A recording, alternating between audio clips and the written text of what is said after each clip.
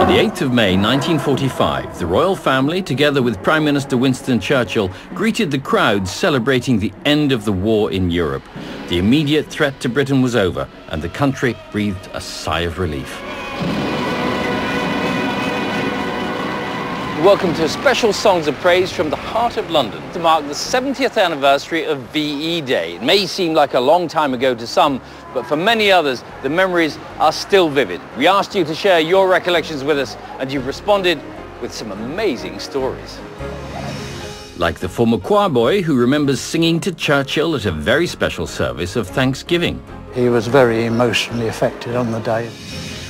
Manna from Heaven, the Dutch woman who meets one of the RAF veterans who helped save her life. And I'm going to be meeting a singing star who was a leading light amongst the army of entertainers who contributed so much to Britain's war effort. Coming in on a wing and a prayer.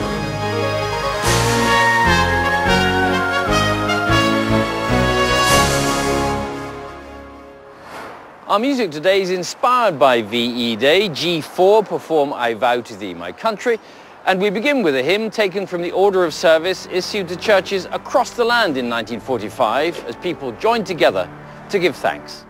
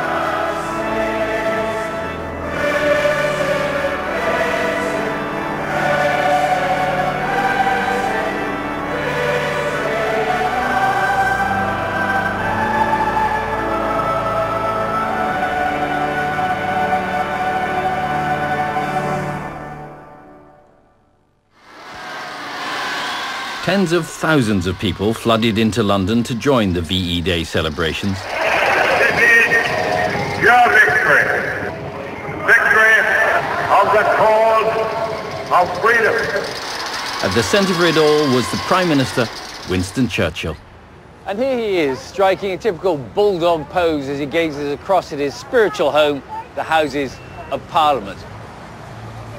Now, it's fairly busy here today, but 70 years ago, you couldn't move for people wanting to share in the moment. And after addressing the House, Churchill walked across Parliament Square, accompanied by MPs from all sides, to attend their own service of Thanksgiving. And it was held not at Westminster Abbey, but next door at St Margaret's, the parish church of the House of Commons. In the crowd that day was 19-year-old Celia Scott.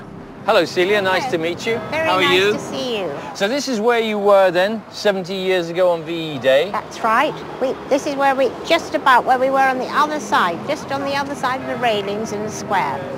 Tell us how you came to be here. Well, we heard the news. I was at University College in Gower Street as a student. We heard that Churchill was coming down to the House of Commons, that the war in Germany was over. So we decided, let's go and join in, be part of it. And then we waited, and finally, of course, there he came, leading the government, and we were quite close, and we could have just sort of reached out and shaken his hand, but there, of course, were many people around him. And I remember thinking he's quite strange because he looks exactly like his photograph, because I'd never seen him. But of course, that's what he would look like. Must have been quite a moment. It really was. I mean, he was our great war leader who had really encouraged everyone in the darkest days of the war. And I think it was really special for him because he was married here. It's also the Church of the House of Commons. And it's special for you too. You were here 70 years ago, and now? And I'm still here because I go to St. Margaret's Church myself.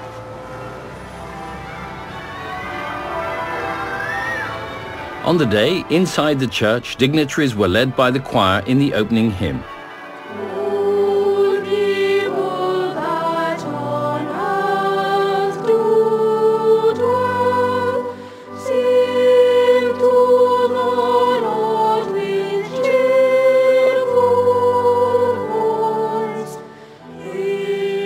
It's one they still sing here, and joining today's choristers is John Beale. As a 12-year-old choir boy, he sang at that very service on the 8th of May.